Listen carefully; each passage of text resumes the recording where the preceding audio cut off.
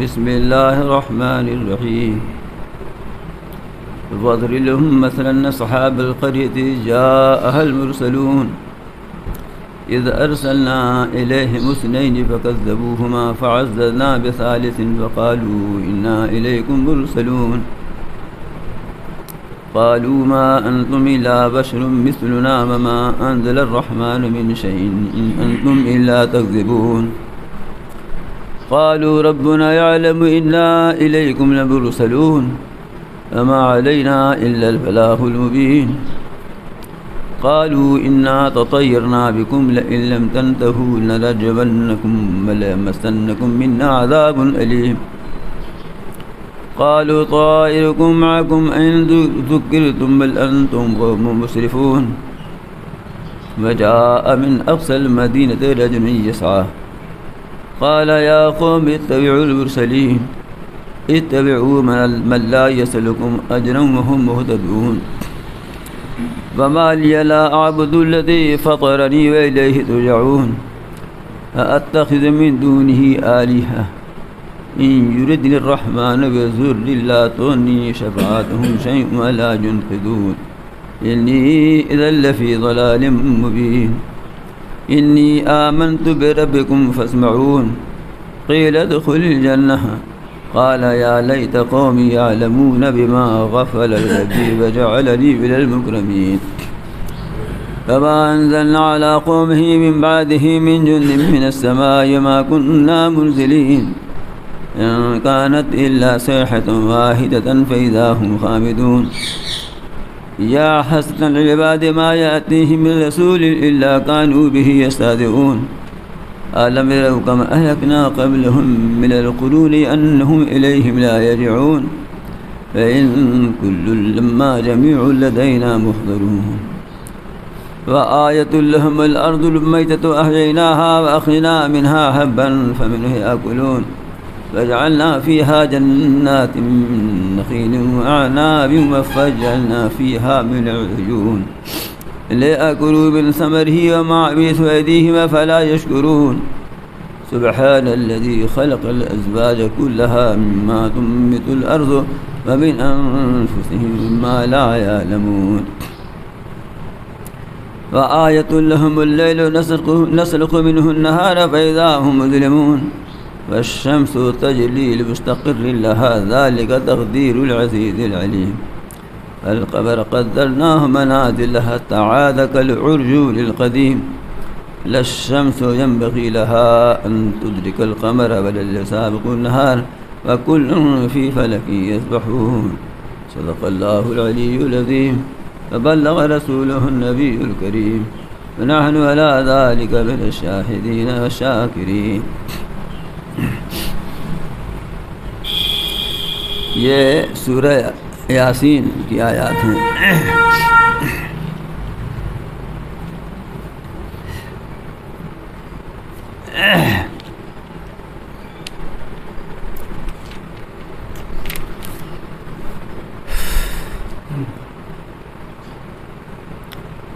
ارشاد ہوتا ہے کہ آپ ان لوگوں کے سامنے ایک بستی والوں کا قصہ بیان کیجیے.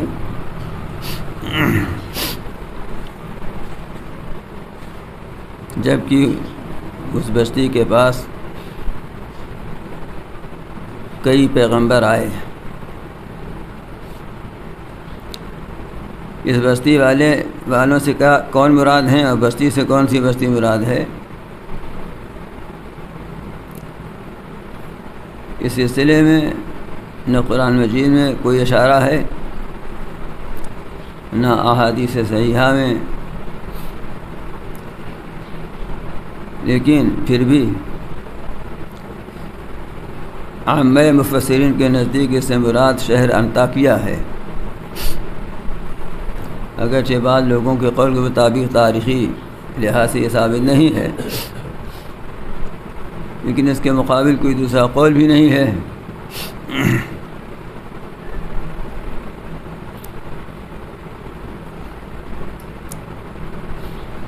بہرحال کوئی بھی شہر ہو، کوئی بھی بستی ہو، قریہ کا ترجمہ بستی ہے.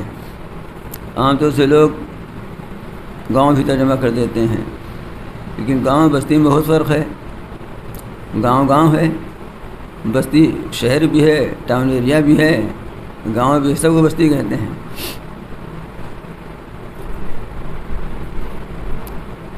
تو قریہ یعنی بستی کا مفہوم عام ہے، اس کا صحیح ترجمہ بستی ہے۔ اور یہ کوئی بڑا شہر تھا، جیسا کہ آگے بعض الفاظ آ رہے ہیں جس سے یہ اشارہ معلوم ہوتا ہے۔ تو وہاں اللہ تعالیٰ نے کئی پیغمبر بھیجے۔ اذ ارسلنا الیہم اثنین، جبکہ ہم نے بھیجا ان لوگوں کی طرف 2 پیغمبروں کو، پہلے 2 کو بھیجا۔ فکذبوہما، تو ان لوگوں نے دونوں کو جھٹلا دیا۔ فعززنا بثالث، تو ہم نے مدد کی، تائید کی تیسرے سے، یعنی تیسرا پیغمبر بھیجا کہ ایک اور چلے جاؤ، 3 چلے جاؤ بھائی۔ فقالوا انا الیکم مرسلون، تو ان تینوں حضرات نے یہ کہا کہ ہم تمہارے پاس رسول بنا کر بھیجے گئے ہیں۔ یہ تینوں پیغمبر، یہ تینوں حضرات پیغمبر تھے یا پیغمبر نہیں تھے، پیغمبروں کے فرستادہ تھے، اس میں بھی اختلاف ہے۔ اس لیے کہ مرسل کا لفظی ترجمہ ہے بھیجا ہوا، فرستادہ۔ یہ رسول کے معنی بھی یہی ہیں، لیکن رسول کے جو اصطلاحی معنی ہیں یعنی پیغمبر نبی، جو اللہ کی طرف سے وحی آتی ہے، شہر لے کر آتے ہیں، تو اس کے لیے بھی یہ لفظ استعمال کیا جاتا ہے، مرسلون کا لفظ۔ اور اگر کوئی کسی کو قاصد بنا کر بھیج دے، اپنا پیغام رساں بنا کر بھیج دے، تو عربی میں اس کے لیے بھی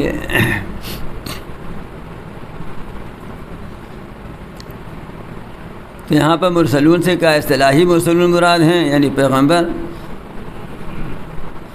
یا لفظی مرسلون مراد ہیں یعنی وہ قاصد کے معنی میں، وہ پیغمبر نہ رہے ہوں، پیغمبر کے بھیجے ہوئے قاصد فرستادے ہوں، دونوں قول ہیں۔ اور دونوں طرف اکابر مفسرین کا رجحان ہے، لیکن زیادہ رجحان اس طرف ہے کہ یہ پیغمبر تھے براہ راست اللہ کی طرف سے۔ اور قرآن مجید کا جو سیاق و سباق یہاں ہے، اس سے بھی اسی کو تقویت ملتی ہے کہ حضرات پیغمبر ہی تھے۔ لیکن کسی صریح حدیث میں یہ بھی نہیں معلوم ہے، ورنہ یہ اختلافی نہ ہوتا، ان کا نام بھی نہیں آیا ہے۔ بس بعض تفسیری روایات میں آتا ہے یہ کہ یہ صادق، صدوق، شلوم یا شمعون، بعد میں سمعان، بعد میں کچھ اور نام بھی آیا ہے کہ یہ ان حضرات کے نام تھے۔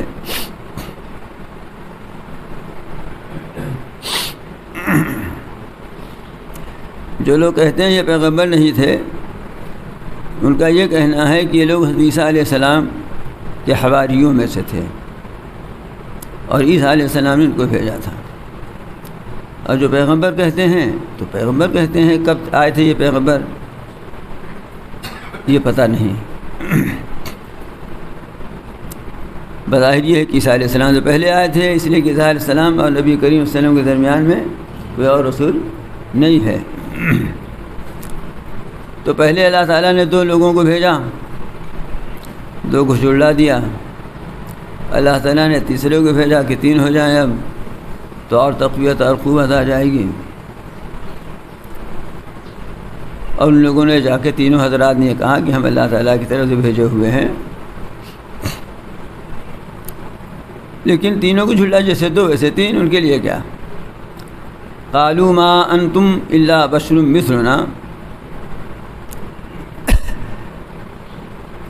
ان لوگوں نے کہا کہ تم تو ہماری طرح انسان ہو۔ ایک بات یہ کہی، دوسری بات یہ کہی کہ ما انزل الرحمن من شیء، رحمان نے کچھ نہیں اتارا ہے، نہیں جو تم کلام الہی بتا رہے ہو کچھ نہیں ہے۔ اور تیسری بات یہ کہی کہ ان انتم الا تکذبون، تم جھوٹ بولتے ہو۔ پیغمبر انہیں اپنی طرح نظر آئے نا، جتنے پیغمبر تھے ظاہر بشر تھے، انسان تھے، اور انسانی جو ضرورتیں ہیں ان کے ساتھ لگی ہوئی تھیں. جب انسان تھے تو انسانی ضرورتیں بھی ان کے ساتھ لگی ہوئی تھیں، یعنی بھوک، پیاس، شادی، بیاہ، بیماری، آزاری، صحت، تندرستی، کاروبار زندگی کے جو معاملات ہیں وہ لگے ہوئے تھے. وہ یہ سمجھتے تھے کہ پیغمبر کو کچھ دوسری دنیا کا آدمی ہونا چاہیے، لیکن پیغمبر تو عام انسانوں کی طرح ان کی زندگی تھی، اخلاقی زندگی نہیں. اخلاقی زندگی میں تو تقدس کے چوٹی پر تھے فائز، اور سب سے اوپر ہمارے نبی کریم صلی اللہ علیہ وسلم تھے کہ اللہ تعالیٰ نے شہادت دی کہ انک لعلی خلق عظیم، آپ اخلاق عظیم کے بڑے مرتبے پر فائز ہیں. لیکن ناک، کان، آنکھ، دانت، ہاتھ، پیر، بھوک، پیاس، بیماری، صحت، تندرستی ہے نا، ان سب چیزوں میں تو عام انسانوں کی طرح تھے.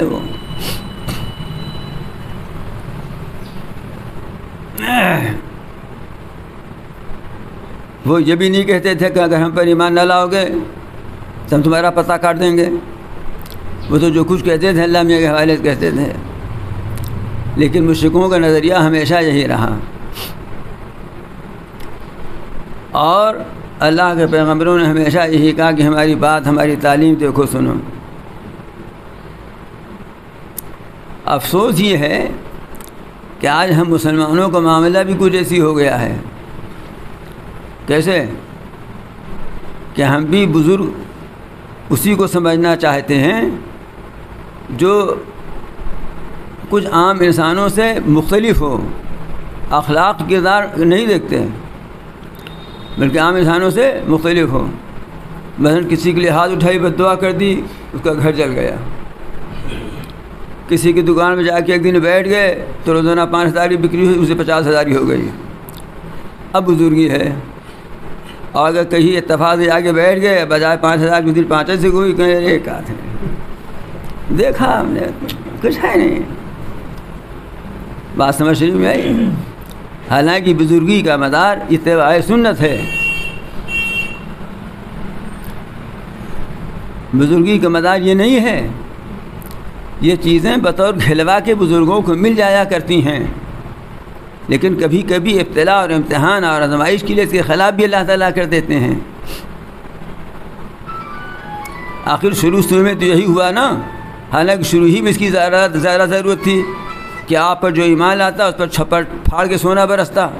لیکن شروع میں یہ نہ ہوا. شروع میں یہ ہوا کہ جو ایمان آیا پٹائی ہوئی. یہ تو بعد میں ہوا کہ خزانوں کے دروازے کھل گئے. شروع میں تو نہیں ہوا نا.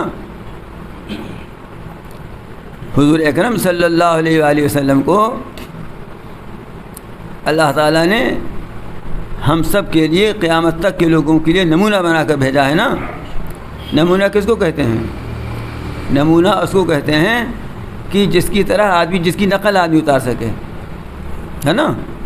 یہ کرتا ہمارا ہے، ہم نے یہ دیا ٹیلر ماسٹر صاحب کو کہ یہ کرتا ہے نمونے کا، ایسے آپ ہمارا دیجیے، سی دیجیے گا. ارے کپڑا بھی دیا نہیں، ٹیلر ماسٹر صاحب کے بغیر کپڑے کرتا دلا رہے ہیں تو ہے نا. تو جب یہ کرتا اس لائق ہوگا کہ اس کا نمونہ بن سکے تب نا. تو حضور اکرم صلی اللہ علیہ وسلم کو جب اللہ تعالیٰ نے اسوہ، آئیڈیل بنا کر بھیجا ہے، لقد کان لکم فی رسول اللہ اسوۃ حسنہ، تمہارے لیے رسول اللہ صلی اللہ علیہ وسلم کے اندر اسوہ حسنہ، اچھا نمونہ ہے. تو اس کا مطلب آپ کی زندگی ایسی تھی کہ ہم اس کے مطابق چل سکتے ہیں.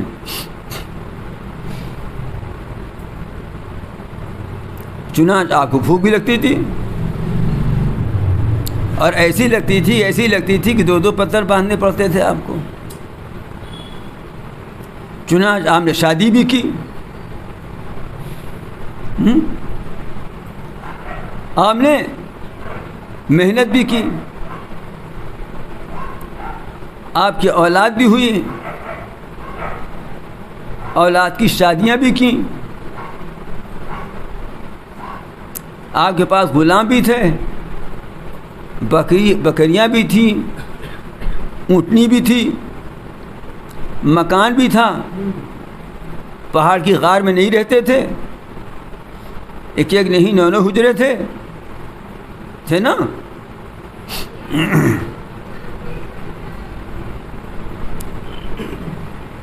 گرمی بھی لگتی تھی آپ کو اور سردی بھی لگتی تھی, زخم اور چوٹ بھی لگتا تھا, بیمار بھی ہوئے اور شفایاب بھی ہوئے. تب ہم آپ کے لیے آپ کی نقل کریں گے نا. اگر آپ ایسے ہوتے کہ آپ نے شادی نہ کی ہوتی, آپ کی کوئی اولاد ہی نہ ہوتی, آپ کو خرچہ ہی نہ ہوتا, آپ مکان میں نہ رہتے, غار میں رہا کرتے, یا یوں ہی آپ جہاں بیٹھ جاتے آسمان کے نیچے, تو ہمیشہ یہی ہوتا کہ آپ کے اوپر دھوپ ہی نہ پڑتی, بارش ہوتی تو اتنی دور پانی نہ برستا. یہ سب اللہ تعالیٰ کے لیے آسان تھا نا, یہ سب ہوتا. تو ہم کہتے کہ بھائی آپ تو ایسے تھے, ہم کیسے آپ کی نقل کریں؟ جب ہم آپ کی نقل نہیں کر سکتے تو اتباع سنت کا مفہوم غائب. اب اتباع سنت کا مفہوم غائب ہو گیا نا. لیکن ہماری برادری کا یہ حال ہے کہ نبی تو ایسا نہیں اللہ نے بھیجا, اس لیے کہ نمونے عمل ہم کو بزرگ ایسا چاہیے. ابھی جی بزرگ ہم کو ایسا چاہیے, پیر بھی ایسا چاہیے. چنانچہ اپنے پیر کی تعریف میں لوگ کہتے ہیں ہم حضرت کے کمرے میں قریب 2 بجے رات جھانکا تو دیکھا سر کہیں, پیر کہیں, ہاتھ کہیں, سب الگ الگ تھا. ہمیں سیرت کی کسی کتاب میں ایک روایت نہیں ملی جھوٹ موٹ کی بھی کہ اس میں یہ ہو کہ رسول اللہ صلی اللہ علیہ وسلم کو کسی نے کبھی اس حال میں دیکھا ہو کہ آپ کا سر کہیں, دھڑ کہیں, پیر کہیں, ہاتھ کہیں ہو. یہ کوئی کمال کی چیز ہے؟ کمال کی چیز تو یہ ہے انسانیت کے اعلیٰ مرتبے پر فائز ہو. وہ اللہ نے خود گواہی دے دی کہ انک لخلق عظیم. کمال کی بات یہ نہیں ہے کہ بھوک نہ لگے اور پھر 1 ہفتہ نہ کھائے آدمی. چنانچہ فرشتے نہیں کھاتے, کوئی کمال نہیں ان کا. کمال کی بات یہ بھوک لگے پھر نہ کھائے آدمی, اور 2 3 دن فاقہ کر کے رہ جائے ایسے اور کام بھی کرتا رہے سب, یہ کمال کی بات ہے. تو یہ مشرکین کا نظریہ ہے, یہ ان کی سوچ ہے کہ اگر رسول ہیں تو ایسا ہونا چاہیے کہ ہماری طرح نہ ہو جائے. اسے دیکھا کہ ان کے ابا اماں بھی ہیں, ان کی بیوی بچے بھی ہیں, پیشاب پخانہ بھی حاجت ان کو ہوتی ہے, بھوک بھی لگتی ہے, یہ بکریوں پالے ہیں یہ. ہاں تو کہنے لگے ماں تم الا بشر میں سنا تو ہماری طرح انسان ہو, جیسے ہم ہیں ویسے تم بھی ہو, کیا فرق ہے ہمارے تمہارے درمیان؟ وہ جو اندر فرق تھا وہ ان کو نظر نہیں آتا تھا. اندر جو فرق تھا ان کو نظر نہیں آتا تھا. وہ خالی اوپر کا لباس دیکھتے تھے, اندر کی دنیا سے آگاہی ان کو نہیں تھی. ایک مولانا صاحب تھے,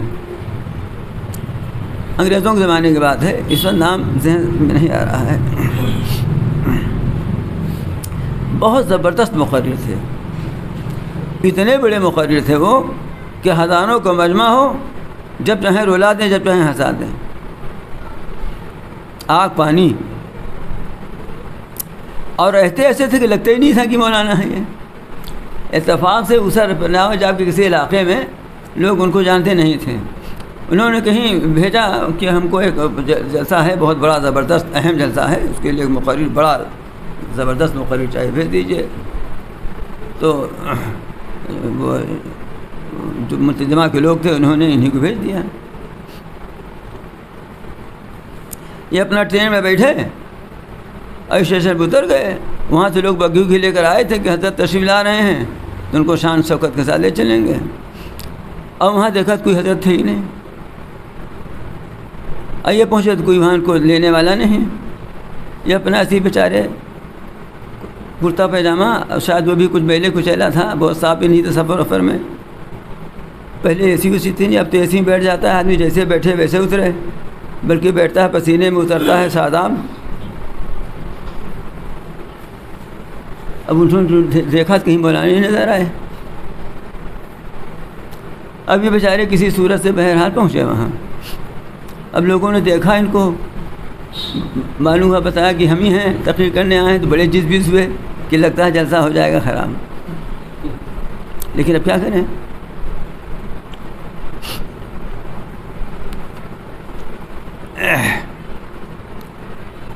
لیکن جب تقریر کرنے بیٹھے وہ اور پھر لوگوں نے ان کی تقریر سنی تو وہ شعلہ بیانی، وہ آتش بیانی کی مجمع کو ہلا کر رکھ دیا. تب لوگوں کی سمجھ میں آیا. اندر دیکھو، ہمارے حضرت رحمۃ اللہ علیہ پہلی دفعہ بنگلور تشریف لے گئے تو جو لوگ ایک دو لوگ آئے تھے انہوں نے دیکھا تھا، ایئرپورٹ پر لینے کے لیے لوگوں کو بھیجا. اب حضرت جا رہے تھے اور ظاہر بات ہے کہ حضرت جا رہے تھے، بڑے حضرت تھے، ذہن میں یہ تھا نا. اب وہاں لوگ گئے تو دیکھا کوئی حضرتیں نہیں ہیں. اب کچھ سردی تھی تو حضرت نے ایک ہلکا سا ایک، حضرت زیادہ پہنتے نہیں تھے، سردی وہاں تو سب سردی ہوتی ہے مظفر نگر کے علاقے میں، لیکن حضرت اس میں بھی کچھ زیادہ نہیں پہنتے تھے، حالانکہ بالکل نہیں فلزار تھے، ایک چادر اوڑھے ہوئے تھے. اب جتنے پیسنجر تھی جتنی سب چلے گئے تو دیکھا ایک صاحب پتلے دبلے داڑھی وڑھی رکھے کھڑے ہیں یہاں ایک کونے. سب ان کے پاس گئے، پوچھا تو معلوم ہے یہ حضرت ہیں. میں آپ سے عرض کرتا ہوں کہ 2-3 دفعہ میں بھی پھنس چکا ہوں. میں تو ان لوگوں کی جوتی کی خاک بھی نہیں ہوں، لیکن اس پر بتا رہا ہوں کہ لوگ کس طرح ناپتے ہیں، اس پر بتا رہا ہوں. اس پر نہیں بتا رہا ہوں کہ میں کچھ ہوں. میں مکاری کی سے یہ بھی نہیں کہتا کہ میں کچھ نہیں ہوں، آدمی تو ہی ہوں بہرحال، اگرچہ آدمیت کی کمی ہو میرے اندر الگ ہے بہرحال، لیکن ناک کان آنکھ سے تو آدمی یہی ہوں نا. اب کرتا پاجامہ سے بہرحال لگتا ہے مسلمان ہوں. بمبئی گیا میں، جو داعی تھے ہمارے، انہوں نے ایک آدمی بھیجا تھا، کہا بی ٹی ایک ٹی وی ہے وہ اسٹیشن کا نام بی ٹی اسٹیشن پر بھیجا تھا ایک داعی. اب میں وہاں دیکھ رہا کوئی ہے ہی نہیں، بڑا پریشان ہوا. تو کہیے کہ یہیں تو کچھ لوگ پرتاپ گڑھ وغیرہ کہیں تھے نوجوان لڑکے، وہ مل گئے. ان کو میں نے بتایا کہ فلاں جگہ جانا ہے، پتہ ہوتا نوٹ کر لیا، جب انہوں نے جا کر پہنچا دیا مجھ کو وہاں. میں نے کہا تم نے کسی کو بھیجا نہیں؟ انہوں نے کہا جی ہم بھیجے ہوئے ہیں. اب جو لینے گئے تھے وہ آئے لوٹ کر کے، کہیں گے بہت ڈھونڈا، ہم نے دیکھا تو تھا آپ کو وہاں، ہم نے کہا میں نے دیکھا تھا آپ کو، میں نے سمجھا میں تو ڈھونڈ رہا تھا آپ کو، ہم نے دیکھا تھا وہاں کھڑے تھے. اب میں کیا کرتا آخر، اپنا منہ پیٹتا کہ ان کا منہ پیٹتا.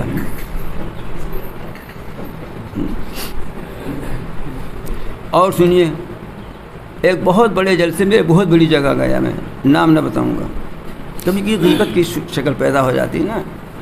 یو پی سے باہر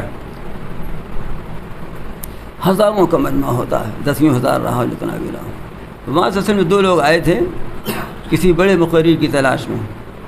الہ آباد کا نام تو بڑا ہی ہے، ویسے بھی یہاں حافظ ریاض جیسے بڑے لوگ رہتے ہیں. تو اب یہاں کسی نے چغل خوری کر کے میرا نام بتا دیا کہ چلے جاؤ، وہ اچھا مقرر ہے. یہاں سے قریب 20 سال پہلے، تب داڑھی میری سفید نہیں تھی اتنی. اچھا وہ سب میرے پاس آئے، میں اتنی دور جانے میں ڈر بھی رہا تھا، اکیلے کبھی اتنا لمبا سفر نہیں کیا تھا. میں نے کہا جس نے بتایا بہت صحیح نہیں بتایا، آپ لوگ جا کے ڈھونڈ لیجیے. لیکن اس سے پیچھے پڑ گئے، کچھ ایسی تعریف کر دی تھی کسی نے، پیچھے پڑ گیا تھا. تو میں نے کہا میں اکیلے نہ جاؤں گا. تو خیر انہوں نے کہا آپ جس کو چاہے لے لیں. خیر ساتھ میں بھی لیا. اب جب یہ سب لے گئے مجھ کو وہاں، تو وہ ذرا بڑی جگہ ہے، ہوٹل میں ٹھہرانے کا انتظام تھا. ہوٹل میں ٹھہرایا. اب ظاہر بات ہے کہ بڑی جگہ سے بڑے مولانا آئے ہوں گے، بڑے مولانا ہوں گے تو بڑی تون ہوگی، نہ تون ہوگی تو کم کم شیروانی ہوگی، ٹوپی کم از کم 6.5 انچ دیوار والی ہوگی، کچھ تو ہوگا. اب آگے دیکھا مجھے بالکل کہ تو بالکل گاؤدی لگتے ہیں. اب جو آوے مل کے جائے تو میں سمجھ جاتا تھا. تو جو لے گئے میں نے کہا میں کہہ رہا تھا میں نہ آؤں گا. ہاں کیا ہوا؟ کہنے لگی حضرت کوئی بات نہیں. ہم کہا چلو کوئی بات نہیں نہ صحیح. جلسہ دوسرے دن میں تھا. وصل میں یہی جلسہ ہوتا تھا وہ ربیع الاول کا، اور بہت بڑا جلسہ ہوتا ہے، اب بھی ہوتا ہے، یا اب نہ ہوتا 2-3 سال سے حالات دوسرے ہیں. خیر اللہ تعالیٰ نے میری عزت رکھ لی. جلسہ ہوا اور ایسا بیان اللہ تعالیٰ نے کرا دیا کہ دوسرے دن اخبارات نے، کئی اخبارات نے خوب اس کے اقتباسات نکالے. اب پھر بیان کے بعد لوگ آنے لگے میرے پاس, تاریخ دے دیجیے. میں نے کہا میں تو رجسٹریشن واپسی رجسٹریشن کرا کے آیا ہوں, تاریخ واریخ نہیں میرے پاس. اب چلیے میری دکان کا کیا کر دیجیے, افتتاح کر دیجیے, اور یہ کر دیجیے, وہ دیجیے. تو ایک پروگرام تو رات کا تھا, وہ کر دیا میں نے. اب جو ہے, اور اس سے پہلے کوئی خاص نہیں ڈالنا تھا. ایک قصہ اور سن لیجیے. تب میں یہاں پڑھاتا تھا آپ کے یہاں. ایک صاحب آئے, وہ بھی یو پی کے باہر کا قصہ ہے, وہ کسی اور صوبہ کا, یہ کسی اور صوبے کا ہے. یہ سب اس لیے آپ لوگوں کو بتا رہا ہوں, کچھ ذرا سا رنگ جم جائے آپ لوگوں کے اوپر کہ اس لیے یو پی ہی میں نہیں تحقیق کیا ہے میں نے. ارے آپ لوگ بھی تو دوسرے تو ہو جاتے ہیں موت کی. الہ آبادی نہایت خطرناک, یہ جلدی کہاں پھنسیں. تو وہ لے گئے میرے ساتھ ایک صاحب اور تھے. میں نے کہا یہ بھی ساتھ میں چلیں گے. وہ ہم سے معمر تھے. وہ گئے. اب وہاں پہنچے, کسی سیٹھ صاحب کے ہاں مہمانی کا انتظام تھا.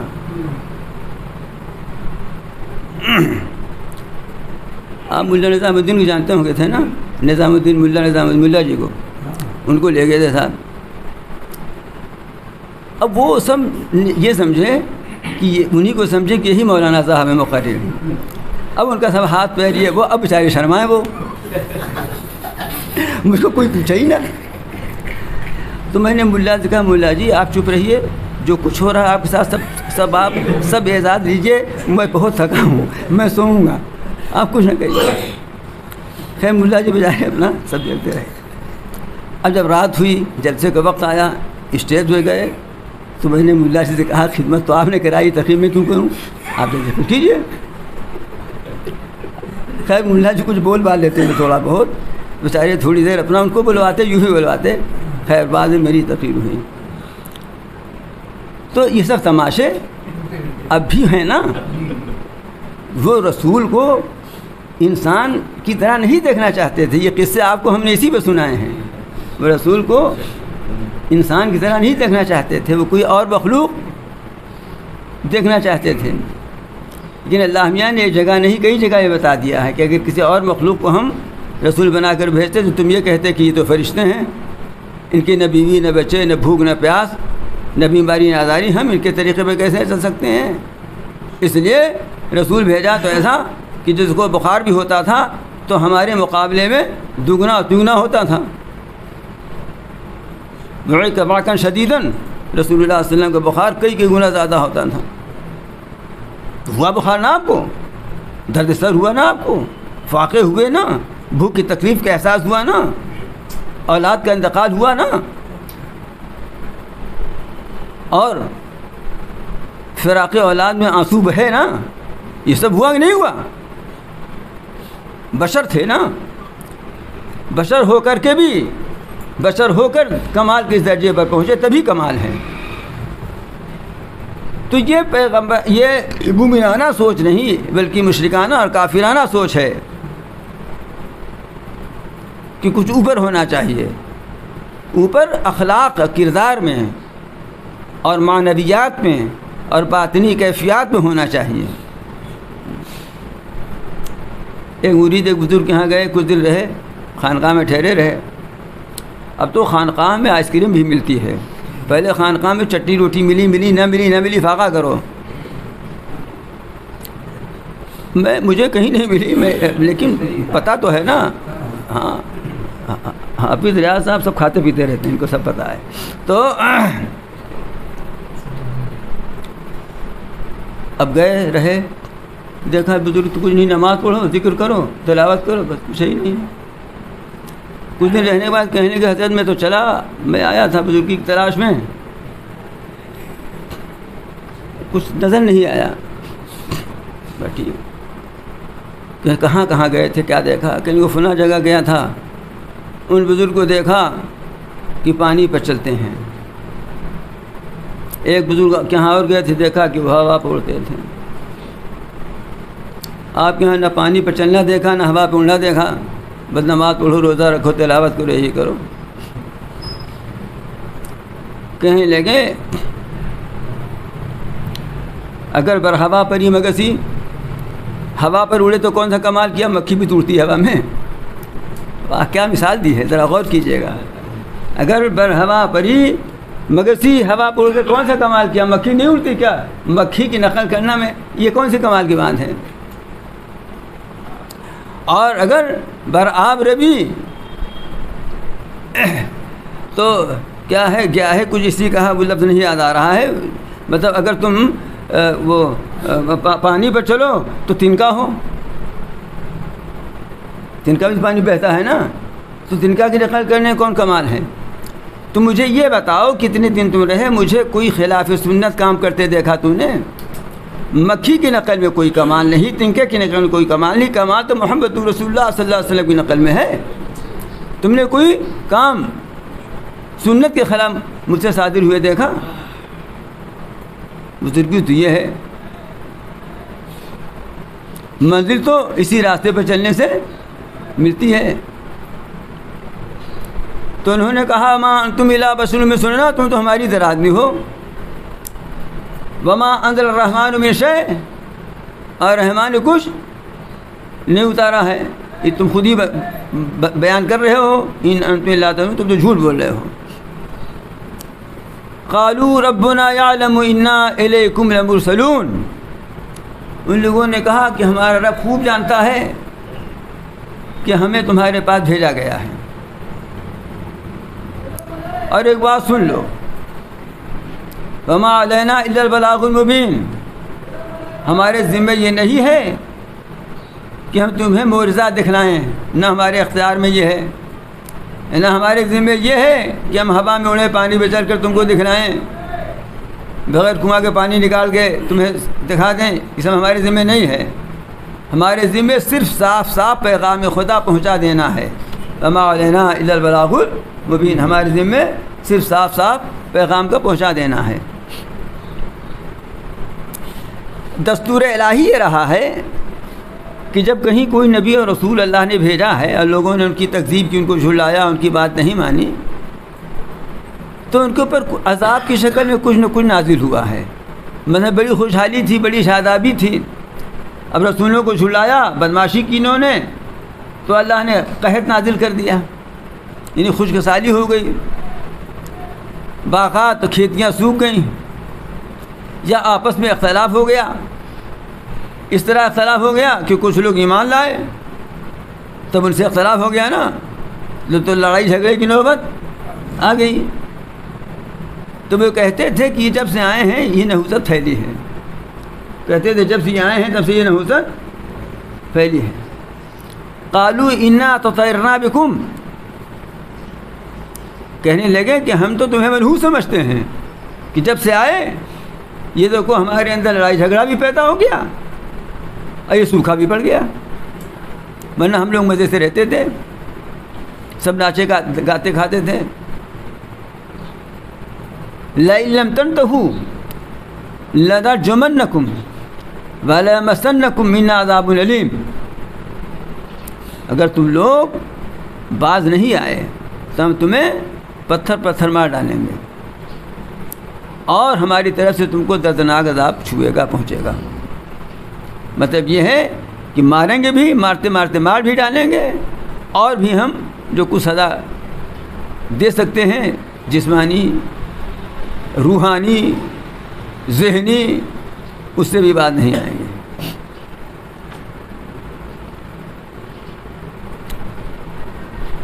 قالوا طائرکم معکم، ان حضرات نے کہا کہ تمہاری نحوست تو تمہارے ساتھ لگی ہوئی ہے، تم نحوست ہماری سمجھ رہے ہو، تمہاری نحوست تو تمہارے ساتھ لگی ہوئی ہے، یعنی تمہارے یہ برے عقیدے اور تمہارے برے اعمال، اللہ کے پیغمبروں کو جھلانا، یہ ہے نحوست کی چیز.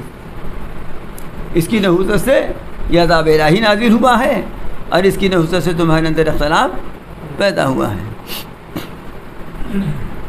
ان ذکرتم بل انتم قوم مسرفون، تمہیں نصیحت کی گئی، اس نصیحت کے خلاف تم نے کیا، بلکہ تم حد سے آگے بڑھ جانے والے لوگ ہو.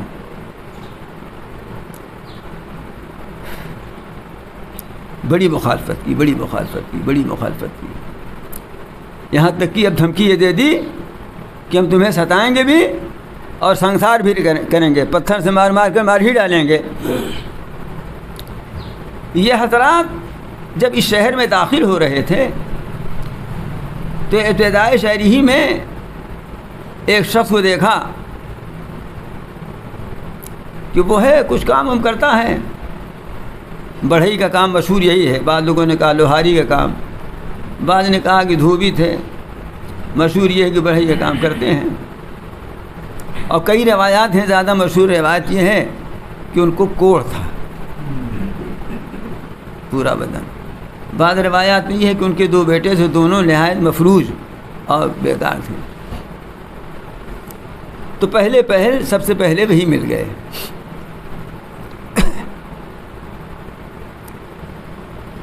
ان سے بات چیت ہوئی، ان لوگوں نے ان کو دعوت توحید دی، تو انہوں نے کہا اگر ہم آپ کی دعوت مان لیں تو بتائیے ملے گا کیا مجھے؟ یہ میری حالت دیکھ رہے ہیں، اگر میں آپ کی دعوت مان لوں تو کیا میں اچھا ہو جاؤں گا؟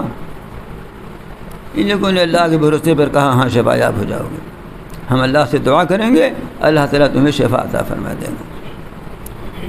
کہنے کے دیکھیے بت 70 سال سے ان کی پوج رہا ہوں میں، 70 سال سے ان بتوں کو پوج رہا ہوں، آج تک کچھ نہ ہو پایا، آپ کا اکیلا خدا ہمیں صحیح کر دے گا، اگر ایسا ہے تو ٹھیک ہے۔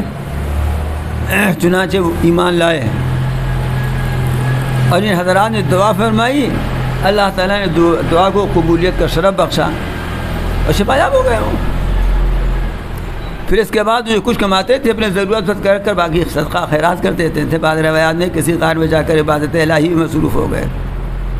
یہ قصہ اور بھی طرح طرح سے ہے، اگر ہم بیان کریں تو اور لمبا ہو جائے گا، لیکن اس طرح لمبے بیان کے بعد حافظ جی کچھ ہونا چاہیے جس میں آپ لوگ سناٹا کھینچے رہتے ہیں، اس لیے اتنے ہی بیان پر اکتفا کرتا ہوں۔ اس کے بعد یہ لوگ شہر کے اندر داخل ہوئے تو یہاں یہ سب بات پیش آئی، وہاں وہ ایمان لا چکے تھے اور ایمان لانے کی برکتیں انہوں نے مشاہدہ کی تھیں کہ ایسے شفا یاب بالکل صحت یاب ہو گئے، یا لڑکے شفا یاب ہو گئے، اللہ تعالیٰ نے رزق میں بھی برکت عطا فرمائی اور اطمینان کے ساتھ یاد الہی میں مصروف ہو گئے۔ تفسیری روایات میں ان کا نام حبیب نجار آتا ہے، حبیب تو نام تھا، نجار میں نے بڑھئی، یعنی بڑھئی کا کام کرتے تھے۔ وہی میں نے کہا بعض روایات میں ہے کہ قصار تھے، یعنی دھوبی کا کام کرتے تھے، بعد میں ہے کہ لوہاری کا کام کرتے تھے، لیکن نجار زیادہ مشہور ہے۔ ایک بات اور سن لیجیے، نبی کریم صلی اللہ علیہ وسلم کی یہ خصوصیت ہے، صرف آپ کے علاوہ کسی نبی کی یہ خصوصیت نہیں ہے، صرف یہ آپ کی خصوصیت ہے کہ آپ کے بعثت سے پہلے 3 لوگ آپ پر ایمان لائے ہیں۔ یمن کا بادشاہ جو طبع اکبر تھا، یمن کے جتنے بادشاہ اس زمانے میں ہوتے تھے سب طبع کہلاتے تھے، جس کی جمع تبابعہ ہے۔ ان کا جو مورث اعلیٰ تھا طبع اکبر، بہت پہلے حضور اکرم صلی اللہ علیہ وسلم کے دادا کے زمانے میں، انہی سے کچھ تفصیلات سن کر، وہ تفصیلات ابن ہشام وغیرہ میں ہیں، آپ کے اوپر ایمان آیا تھا، ابھی آپ تو پیدا بھی نہیں ہوئے تھے، اور یہ حبیب نجار یہ رسول اللہ صلی اللہ علیہ وسلم پر ایمان لائے تھے۔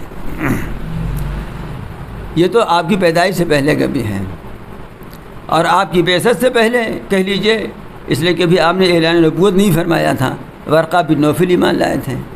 ورقہ بن نوفل وہ ہیں کہ جب آپ پر پہلی وحی نازل ہوئی اور آپ کانپتے ہوئے گھر تشریف لے گئے تو حضرت خدیجہ رضی اللہ عنہا لے کر اپنے چچا بھائی ورقہ بن نوفل کے پاس گئی تھیں، جو عیسائی مذہب قبول کر چکے تھے، جو اس وقت کا مذہب حق تھا، اور انہیں تورات و انجیل کا علم تھا، اور انہوں نے یہ کہا تھا کہ کاش کہ میں اس وقت زندہ رہتا جب آپ کی قوم آپ کو نکال دے گی تو میں آپ کی زبردست مدد کرتا۔ تبھی تو اعلان نہیں فرمایا تھا آپ نے نا، تو آپ کے اعلان نبوت سے پہلے وہ ایمان لائے تھے۔ یہ ہمارے نبی کریم صلی اللہ علیہ وسلم کی خصوصیت ہے، آپ کا امتیاز ہے کہ آپ کی بعثت سے پہلے یہ لوگ ایمان لائے۔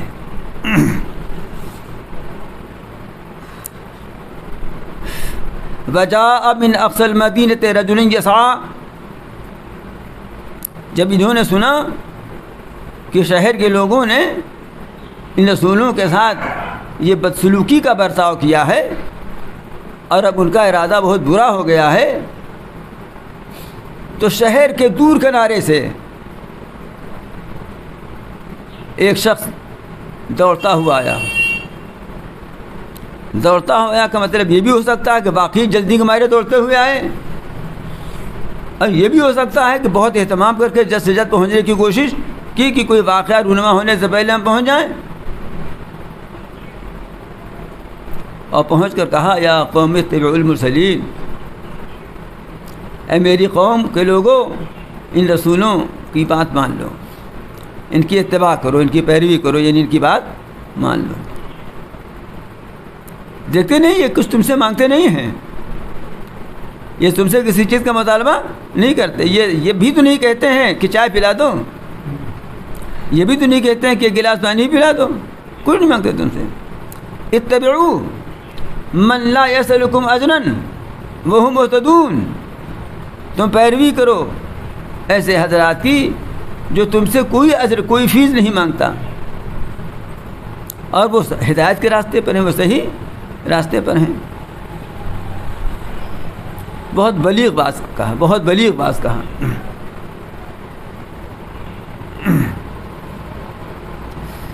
حفظان ذرا دیکھو وہاں کہ تو پانی ذرا گلاس میں آیا، کیا بتاؤں اصل میں زبان خشک ہونے لگتی ہے۔ زبان خشک ہونے کی وجہ یہ نہیں ہے کہ نہاری کھا کے آتا ہوں، بلکہ ضعف و کمزوری ہے۔ ارے یہاں نہاری والے سب رہتے ہیں نا، اس لیے سب بتا دیتا ہوں میں، نہیں یہ لوگ بدگمانی کریں کہ نہاری کھا کے چلتے ہیں اتنا سویرے یہ، اور زبان یہاں خشک ہونے لگتی پانی منگا کے پیتے ہیں، ضعف و کمزوری کی وجہ سے ہے یہ۔ وہ کہہ دیجیے کہ وہاں دکان پہ چلے جائیں۔ بہت بلیغ بات فرمایا، اتبعوا من لا یسألکم اجرا وہم مہتدون، پیروی کرو ان حضرات کی کہ جو تم سے کوئی اجر کوئی فیس کوئی اجرت نہیں مانگتے، اور وہ ہدایت کے راستے پر ہیں تو ہدایت کا راستہ دکھلا رہے ہیں۔ پھر اپنے اوپر ڈھال کر کہا وما لیا لا اعبد الذی فطرنی والیہ ترجعون۔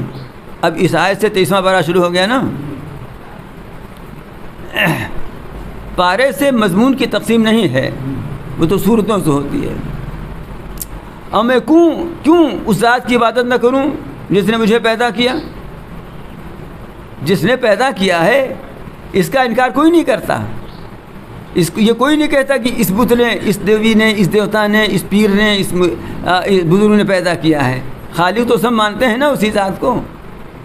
تو کہا میں کیوں نہ عبادت کروں، کیسے نہ عبادت کروں اس ذات کی جس نے مجھے پیدا کیا ہے، اور اسی کی طرف تم سب لوٹا کر لے جائے جاؤ گے۔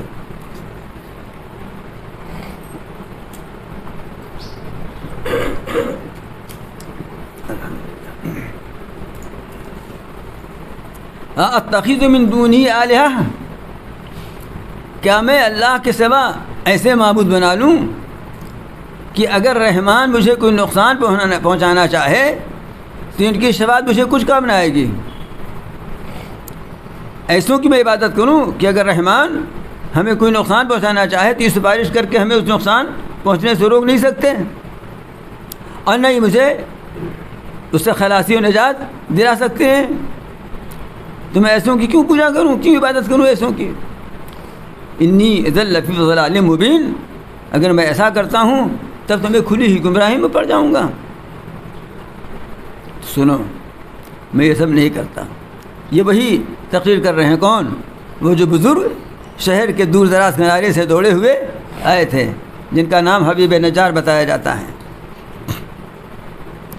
انی آمنت بربکم فاسمعون، میں تمہارے رب پر ایمان لایا۔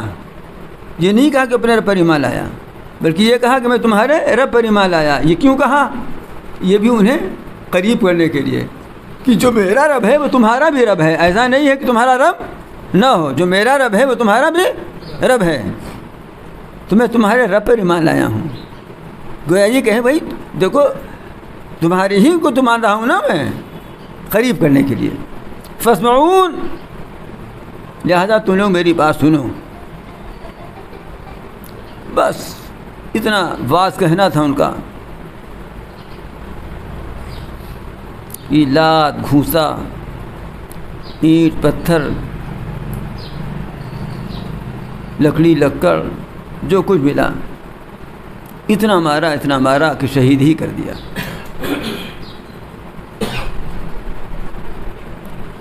اور جب شہید کر دیا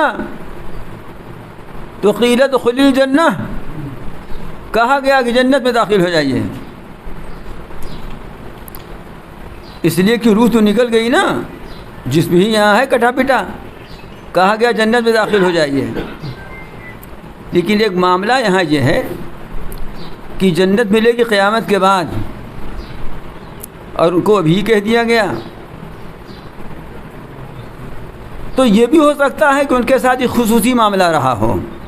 بعض حضرات مفسرین نے الفاظ قرآنی کی ظاہر پر ہی اس کو رکھتے ہوئے یہ کہا کہ ان کے ساتھ یہ مخصوص معاملہ ہو سکتا ہے کہ ان کو اسی وقت جنت میں داخل کر دیا گیا. اور یہ بھی ہو سکتا ہے جیسا عام طور پر ہے اور آپ نے حدیث میں سنی ہے یہ بات کہ اہل ایمان کے لیے قبر یعنی عالم برزخ میں جنت کی کھڑکی کھول دی جاتی ہے. جنت کی نعمتوں سے وہاں وہ لطف اندوز ہونے لگتے ہیں. تو یہاں لوگوں کو لگتا ہے نا یہ کہ اس کو گولی لگ گئی، اس کو لاٹھی لگ گئی، اس کو اتنا مارا گیا، بڑی چوٹ آئی اس کو. لیکن وہاں سے جو ہوائیں چلتی ہیں اور اس کے نتیجے میں جو ان کے اوپر الطاف رحمانی ہوتے ہیں جس سے وہ لطف اندوز ہوتے ہیں، اس تکلیف کا احساس نہیں رہتا. ارے آپ اتنی بات تو جانتے ہیں نا کہ پہلے تو کلوروفارم سنگھاتے تھے اور اب تو ایسے ایسے انجیکشن آ گئے ہیں کہ لگایا انہوں نے اور اس کے بعد سب کاٹ پیٹ کے برابر کر دیا اور یہ دیکھتا رہتا ہے کہ میرے ساتھ یہ ہو رہا ہے اور اس کو کوئی تکلیف نہیں ہوتی. تو اسی طرح سے جو وہاں کی ہوا چلی تو اب یہاں کہاں تکلیف اس کو ہوتی ہے؟ اب یہاں اس کو کوئی تکلیف. یہ ہے شہادت کا معاملہ. آپ کو دیکھنے میں لگتا ہے کہ اس کو تکلیف ہے، لیکن وہ تو راہ محبوب میں شہید ہو رہا ہے نا، اس لیے اس کو تکلیف نہیں ہوتی. یہاں بھی حال یہ ہے کہ جو آج کل کی گندی لونڈیوں کے چکر میں پٹائی جن کے اوپر پڑ جاتی ہے اور دیکھتے رہتے ہیں کہ دیکھ رہی ہے تو ان کو اس میں مزہ آتا ہے. جیسے کھچڑا خوروں کو کھچڑا کھانے میں مزہ آتا ہے کہ ناک وہی جا رہی ہے، آنسو نکلے جا رہے ہیں، کھچڑا کھائے جا رہے ہیں، ویسے ان کو اس میں بھی مزہ آتا ہے. تو وہ تو محبوب حقیقی ہیں. ان کی راہ میں جو کچھ یہاں تیر و تلوار کے زخم کھا رہے ہیں، کچھ تگانے خنجر تسلیم را، وہاں تو معاملہ دوسرا ہے. ادھر یہ ہوا اور ادھر ان کے روح کو خطاب ہوا قیل ادخلی الجنہ، کہا گیا جنت میں داخل ہو جاؤ. یا تو واقعی جنت میں داخلہ مل گیا یا ان کی قبر میں جنت کی کھڑکی کھول دی گئی اور جنت کی نعمتوں سے وہ لطف اندوز ہونے لگے. اور جب وہاں کی نعمتیں انہیں ملی اور دیکھا انہوں نے تو قال یا لیت قومی یعلمون بما غفر لی ربی وجعلنی من المکرمین. کہنے کے کاش میری قوم جانتی کہ میرے رب نے مجھ کو بخش دیا، مجھ کو معزز لوگوں میں بنا دیا، شامل کر دیا. نبی کریم صلی اللہ علیہ وسلم کو ارشاد ہے کہ ایسے شخص ہے یہ کہ زندگی میں بھی قوم کو یاد رکھا اور مرنے کے بعد بھی قوم کو یاد رکھا. اور ایسی قوم جس نے اتنے ظلم کے پہاڑ ان پر توڑے تھے اس کو یاد رکھا. وہ جانتے کہ ہاں میں کس مزے میں ہوں، کن انعامات میں ہوں، کیسے الطاف کریمانہ میں ہوں. کاش کہ وہ جان لیتے کیسے اعزاز میں ہوں، وہ جان لیتے. یہ اللہ تعالیٰ ہم کو سنا رہے ہیں. ایسے حالات اور واقعات کیا آج نہیں پیش آ رہے ہیں؟ کیا یہ سب یہ پچھلی تاریخ کے واقعات ہیں اور ہو چکے اب نہیں ہونا ہے. ایک مشہور مقولہ ہے کہ تاریخ اپنے آپ کو دہراتی ہے. یہ کوئی قرآن کی آیت رسول کی حدیث نہیں ہے, یہ ایک تاریخی مقولہ ہے. تو ہمارے اعمال کی وجہ سے تاریخ اپنے آپ کو دہراتی ہے. جیسے کچھ بھی ہمارے اعمال ہوں, ہمیں اپنے اعمال بس سے توبہ کرنی چاہیے, اپنی اصلاح کی فکر کرنی چاہیے, یہ الگ بات ہے. لیکن آج جو کچھ بھی آپ کے ساتھ ہو رہا ہے وہ اس لیے ہو رہا ہے کہ آپ مومن ہیں, وہ اس لیے ہو رہا ہے کہ آپ مومن ہیں. تو اگر آپ واقعی مومن ہیں اور مومن ہونے کی وجہ سے یہ آپ کے ساتھ ہو رہا ہے تو یقین جان لیجئے کہ آپ کا یقین اس پر بھی ہونا چاہیے کہ اس کے ساتھ ہی قیلت خلی جنہ کا کہ نوید جافزہ بھی ہے, اس کی نوید جافزہ بھی ہے. وہ اس دنیا والوں کو دکھائی نہیں دیتی, لیکن اللہ نے بتا دیا نا کہ اس کے ساتھ ہی نوید جافزہ بھی ہے اس کی. لیکن ایمان کی اس قیمت کو افسوس ہے کہ آج ہم نہیں سمجھ رہے ہیں, اور اس کی وجہ سے آپ دیکھتے ہیں کہ بڑے بڑے جو قادری, بڑے بڑے جو قادری جو قوم ملت کے ٹھیکیدار ہیں, وہ سب حرکتیں کرنے کے لیے تیار ہی نہیں ہے بلکہ کر رہے ہیں. جو حرکت توحید و شرک اور ایمان و کفر کے درمیان حد فاصل ہے, اس سے باز نہیں آ رہے ہیں. اس لیے کوئی اس ایمانی حقیقت سے غافل ہے. قال یا لیت قومی یعلمون بما غفر علی ربی وجعلنی من المکرمین. کاش کہ یہ بھی جان لیتے کہ میری تو مغفرت ہو گئی. مغفرت ہی نہیں ہوئی بلکہ ان لوگوں میں اللہ نے شامل کر دیا جن پر اللہ تعالیٰ کا اعزاز ہے, اللہ کی بارگاہ میں جن کا اکرام ہے. آگے اللہ تعالیٰ ارشاد فرماتے ہیں وما انزلنا علی قومہ من بعدہ من جند من السماء وما كنا منزلین. اور ہم نے ان کی قوم کے اوپر اس کے بعد آسمان سے کوئی لشکر نازل نہیں کیا اور نہ ہمیں نازل کرنا ہے. کیا مطلب ہے؟ ایک مطلب تو اس کا یہ ہے جب انہوں نے یہ حرکت کی ان کو اس طرح مار ڈالا, اور پیغمبروں کے ساتھ کیا سلوک ہوا یہاں اس کا تذکرہ تو نہیں ہے, لیکن سیاق و سباق سے ہی معلوم ہوتا ہے کہ ان کو بھی شہید کر ڈالا. تو اللہ تعالیٰ فرماتے ہیں کہ ہم نے پھر اس قوم کو تباہ کرنے کے لیے آسمان سے کوئی فرشتوں کا لشکر نہیں بھیجا, اور نہ ہمیں اس کی بھیجنے کی ضرورت ہی تھی. ان کانت الا صیحۃ واحدہ فاذا ہم خامدون. بس ایک چیخ تھی اور اس چیخ کے نتیجے میں سب بجھ کر رہ گئے. روایات میں آتا ہے کہ حضرت جبریل علیہ السلام نے شہر کے دروازے کے دونوں بازو پکڑے. پہلے شہر وہ گھیرے ہوئے ہوتے تھے نا احاطے سے, سورو بلد ہوتا تھا, جیسے یہاں بھی تھا. وہ گیٹ ابھی تک تھا نا, سنا اب شاید گر گیا وہ خلد آباد کے آگے. وہ شہر پناہ کا دروازہ ہی جو تھا, تو شہر کے دروازے کے دونوں بازو پکڑے اور جو ایک چیخ لگائی ہے تو فیضا ہم خامدون. سب ایسے مر گئے جیسے بجھ گئے ہوں. یا حسرۃ العباد ما یاتیہم من رسول الا کانوا بہ یستہزئون. حسرت تھے بندوں پر, ان کے پاس کوئی بھی رسول آیا تو اس کا مذاق ہی اڑاتے تھے وہ. یہ تو کفار مشرکین کا حال تھا. آج آپ کی برادری داڑھی ٹوپی کا مذاق اڑاتی ہے. جی, نہ آپ کو داڑھی والا داماد پسند ہے, داڑھی والا بہنوئی پسند ہے, داڑھی والا سالہ بھی پسند نہیں ہے آپ کو, اور دوپٹے والی بہو بھی نہیں پسند ہے, پرکٹی چاہیے. اور اگر نوکری والی ہو تو اور اچھا ہے, ڈبل جہیز ہو جائے گا. کیا یہ سب اسی کے شاخسانے نہیں ہیں کہ رسول کی تکذیب ہو رہی ہے؟ نہ اعتقادی صحیح, عملی صحیح, اعتقادی نہ صحیح. عملی صحیح یا حسرت العباد ما یاتہم من رسول الا کانوا بہ یستہزئون، حسرت ہے بندوں پر، کوئی رسول ان کے پاس آیا تو اسے وہ اس کا مذاق ہی اڑاتے رہے۔ الم یروا کما اہلکنا قبلہم من القرون انہم الیہم لا یرجعون، کیا انہوں نے دیکھا نہیں کہ ان سے پہلے کتنی امتیں گزر چکی، اب وہ ان کے پاس لوٹ کر آئیں گے نہیں؟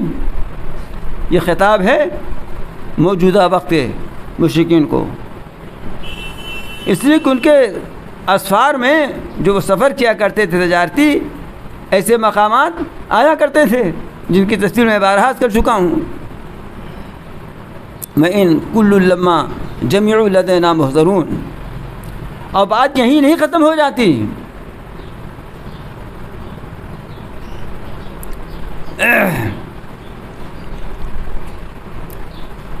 کہ مر گئے قصہ ختم ہوا، عذاب آیا مٹ گئے اور قصہ ختم ہوا، بات یہیں ختم نہیں ہو جاتی۔ اب تو گھبرا کے یہ کہتے ہیں کہ مر جائیں گے، ہے نا، اب تو گھبرا کے یہ کہتے ہیں کہ مر جائیں گے، اور مر کے بھی چین نہ پایا تو کدھر جائیں گے؟ تو قصہ یہیں اگر ختم ہو جاتا کہ عذاب آیا اور مر مٹ گئے اور ختم ہو گیا تو بھی کوئی بات تھی، یہاں نہیں، بلکہ وَإِن كُلٌّ لَمَّا جَمِيعٌ لَدَيْنَا مُحْضَرُونَ، یہ سب کے سب ہمارے پاس حاضر کیے جائیں گے، پکڑ کے لائے جائیں گے۔ یہ مضمون تھا آخرت کا۔ آخرت کے مضمون کے ایک حصے کی جلوہ نمائی آپ کے سامنے اس طرح پیش کر دی کہ ایک بندے مومن کو جو اعزاز و اکرام وہاں ملا وہ آپ کو سنا دیا گیا انہی کی زبانی، اور ہلاک ہونے والوں کی جو بربادیاں ہیں، اب پھر جو سب کی گرفتاری ہو کر سب پکڑ کر دربار خداوندی میں حاضر کیے جائیں گے، اس کا نقشہ بھی دکھا دیا۔ اب اس کے بعد توحید کے دلائل اور نشانیاں شروع ہوتی ہیں۔ اب اگر آپ کہیے تو شروع کروں اور کہیے تو رہنے دوں، ویسے 9:40 ہو گیا ہے۔ اتنی دیر تک خاموشی کا مطلب یہ ہے کہ ختم کر دیں، رہنے دیں نا۔ بتائیے 1 کلومیٹر سے بھی چل کے نہیں جاتے، موڑی ہلاتے ہیں کہ جی اب میں 10 کلومیٹر سے چل کے آ رہا ہوں، اب بیان کرنے کی ہمت رکھتا ہوں۔ یہ تو آپ لوگوں کا حال ہے، ایسا نہیں ہے۔ اس میں زیادہ تر لوگ ایسے ہیں جو عمر میں مجھ سے کم ہیں، 1-2-3 آدمی شاید ہوں جو عمر میں سے زیادہ ہوں، اور جو زیادہ ہیں وہ بھی پہلوانے ٹائپ کے ہیں، لیکن آپ لوگوں کا حال یہ ہے۔ اس لیے مجھے بھی غصہ آتا ہے، میں نہ آگے چلوں گا۔ اگر آپ کہیں گے تو آئندہ بیان ہوگا، اور نہ کہیں گے تو بھی بیان ہوگا، اس لیے کہ آپ کے کہنے پر تھوڑی عمل کروں گا میں، مجھ کو بھی تو اپنی آخرت کی فکر ہے۔ یہ سورہ یاسین کے مضامین بیان ہو رہے تھے، جس کو قلب قرآن کہا جاتا ہے، کہ قرآن کا دل ہے۔ کیا آپ نے دیکھا نہیں کہ واقعات ایسے ہیں جو دل دہلا دینے والے ہیں؟ کیا یہ واقعات ایسے نہیں ہیں جو دل پر ایسے اثر کرنے والے ہوں کہ جس سے دل کی دنیا بدل جائے؟ اور اگر نہ بدلے دل کی دنیا تو یہ سمجھ لیجئے کہ دل میں خرابی ہے، دل میں خرابی ہے، اور اس خرابی کو دور کرنے کے لیے خمیرہ مروارید کھانا پڑے گا۔ اور خمیرہ مروارید کہاں ملے گا؟ وہ خمیرہ مروارید کہاں ملے گا؟ ہاں، طبیہ میں دیکھا آپ نے؟ ہاں، تمنا درد دل کی ہے تو کر خدمت فقیروں کی، تمنا درد دل کی ہے تو کر خدمت فقیروں کی، نہیں ملتا یہ گوہر کیا ہے بادشاہوں کے خزانے میں، نہیں ملتا یہ گوہر بادشاہوں کے خزانے میں۔ یہ خمیرہ مرواری نہیں ملے گا، اور خمیرہ مرواری دینے جائیے تو 600-700 روپیہ سے کم کا نہ ملے گا۔ اب آپ 25 گرام کی لیجیے تو الگ بات ہے، لیکن یہ خمیرہ مرواری مفت ملتا ہے، جس کے لیے آپ ہفتے میں 1 گھنٹہ بھی نہیں نکالنا چاہتے، اور کہیں 1 گھنٹہ ہم نے زبردستی بیٹھا لیا تو آگے کے لیے ایسا سانٹ ہی لیتے ہیں کہ فوراً بند کر دو۔ تو آئیے اب دعا کر لیں کہ اللہ تعالیٰ ہمیں اپنے فضل سے، اپنے کرم سے، بغیر اس کے کہ ہم اس کے مستحق ہوں، یعنی بلا استحقاق، ہمارے قلب میں یقین کا، ایمان کا نور پیدا فرما دیں، ہمارے قلب کو وہ قوت ایمانی عطا فرما دیں کہ جس سے ہمارے لیے صراط مستقیم پر چلنا آسان ہو جائے۔ زمانے کی آفتیں، بلائیں، دشواریاں اور صراط مستقیم پر چلنے کی راہ میں جو رکاوٹیں پیدا ہو رہی ہیں، اللہ تعالیٰ اپنے فضل و کرم سے ان رکاوٹوں کو دور فرما دیں، ہمیں حوصلہ اور ہمت عطا فرمائیں کہ ہم رسول اللہ صلی اللہ علیہ وسلم کی سنت کی اتباع کریں۔